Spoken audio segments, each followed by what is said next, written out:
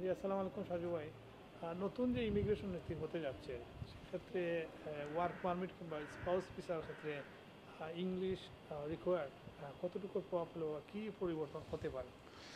ধন্যবাদ কয়েস ভাই, এটা খুবই গুরুত্বপূর্ণ একটা জিনিস। আমরা আসলে এই বিষয়টা জানা উচিত যে সরকার যে আপনার ইমিগ্রেশনের যে শ্বেতপত্র ঘোষণা করেছে 82 পেজের, এই শ্বেতপত্রতে অনেকগুলো চেঞ্জ এসেছে।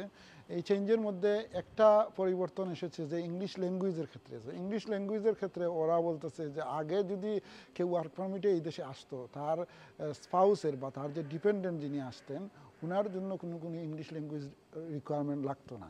এখন গভর্নমেন্ট যেটা করতে যাচ্ছে যে প্রথম হচ্ছে গিয়ে যে কোনো ইমিগ্রেশন আসলে তাদের 10 বছর লাগবে সেটেল হতে, এবং ওনার স্পাউস বা ওনার ওয়াইফ অথবা ওনার যদি ডিপেন্ডেন্ট যদি কেউ এই দেশে আসে, তাহলে ডিপেন্ডেন্টের প্রথম A1 ইংলিশ ল্যাঙ্গুয়েজ টেস্ট দিয়ে আসতে হবে, যেটা স্পাউস ভিসার ক্ষেত্রে হয়। আর ফার্স্ট যখন উনি এক্সটেনশন করবেন, উনি এক্সটেনশনের ক্ষেত্রে A2 এক্সটেনশনের ক্ষেত্রে A2 ইংলিশ ল্যাঙ্গুয়েজ কোর্স লাগবে। এবং যদি উনি আপনার ইনডিফিনিট লিভ টু রিমেন বা ILR জন্য অ্যাপ্লাই করতে হয়, তাহলে ওনার B2 লাগবে, যেটা স্পাউস ভিসার ক্ষেত্রে ছিল B1, এবং B1 ছিল 2 মডিউল, যেমন আপনার স্পিকিং অ্যান্ড লিসেনিং। আর এখন যেটা করতেছে যে B2, এইটা হচ্ছে গিয়ে B1-এরও এক লেভেল উপরে, এবং ওইটা প্রায় 2 ঘন্টা 20 মিনিটের এক্সাম।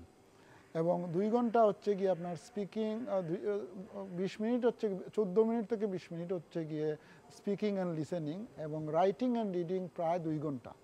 তো এই যে জিনিসটা, এইটা হচ্ছে গিয়ে সবচেয়ে আপনার দুশ্চিন্তার বিষয়। যদিও এইটা সরকার বলতেছে যে এই বছরের শেষের দিকে করবে, বাট এইটা আপনার সেটেলমেন্টের ক্ষেত্রে, এবং মনে হচ্ছে যে হয়তো স্পাউস ভিসা ওরা 10 বছর না করে 5 বছর করবে, বাট ইংলিশ ল্যাঙ্গুয়েজটার ইমপ্লিমেন্টেশন তারা করবে বলে মনে হয়। এখন এই যে B2 করলে দেখা গেছে যে এইটা অনেক ইমিগ্রেন্টের জন্য এইটা করা এবং এইটা পাস করা ভেরি ডিফিকাল্ট হবে। তাই এখন থেকেই যদি যারা ইমিগ্রেন্ট আছে ওনারা যদি এখন থেকেই যদি ইংলিশের চর্চাটা বাড়ান এবং বিভিন্নভাবে প্র্যাকটিস করেন, তাহলে ওনারা এই প্রবলেম থেকে পার পেতে পারেন, বা এটা অবশ্যই একটা দুশ্চিন্তার কারণ। ধন্যবাদ। তো বাংলাদেশ থেকে যারা আসতে চায় বা আসবে তাদের ক্ষেত্রে কী প্রস্তুতি নেওয়া উচিত?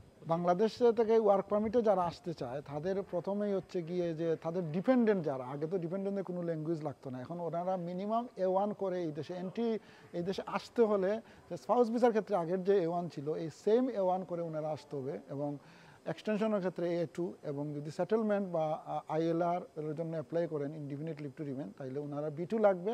স্পাউসের ক্ষেত্রেও লাগবে, ওনার ডিপেন্ডেন্টের ক্ষেত্রেও B2 লাগবে।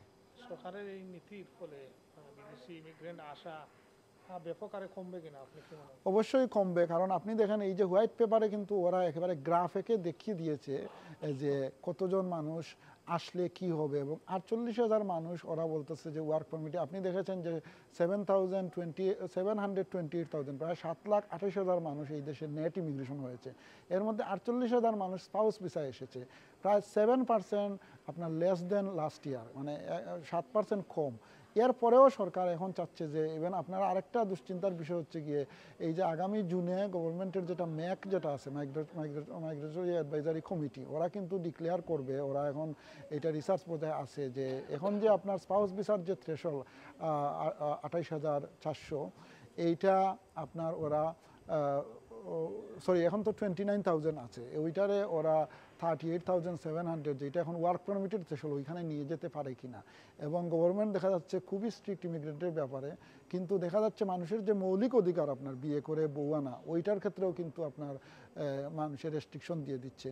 যেমন ধরেন স্টুডেন্ট বা ওয়ার্ক পারমিটের ক্ষেত্রে রেস্ট্রিকশন দিচ্ছে, এখন মানুষ বিয়ে করলেও তার বউ আনতে পারবে না, বা তার ফ্যামিলি নিয়ে আসতে পারবে না, তার ডিপেন্ডেন্ট নিয়ে আসতে পারবে না। এটা খুবই দুশ্চিন্তার কারণ আমাদের কমিটির জন্য।